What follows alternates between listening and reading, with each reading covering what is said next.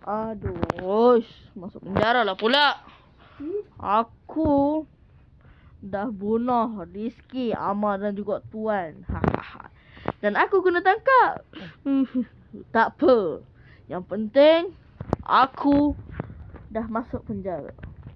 Aku akan cari jalan keluar. Aku harap Amar, Rizky dan juga Tuan dah mati. Sakitnya Aras tembak aku. Aku ingatkan dia orang baik. Aku rasa kan aku nak pergi melawan Amar lah. Aku rasa. Tapi dia masih nak ke jadi kawan dengan aku? Aku dah tembak dia. Tak apalah. Tuan! Babi.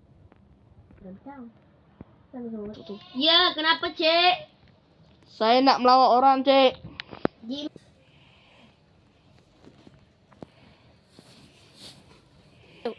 Yes, aku dah boleh keluar dah. Mantap.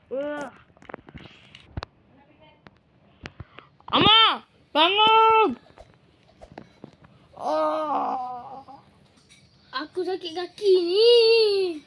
Kau ikut aku sekarang. Aku dah sakit ni. Tolong jangan kacau aku. Rambut. Aku akan angkat kau. Mau bawa pergi tempat aku?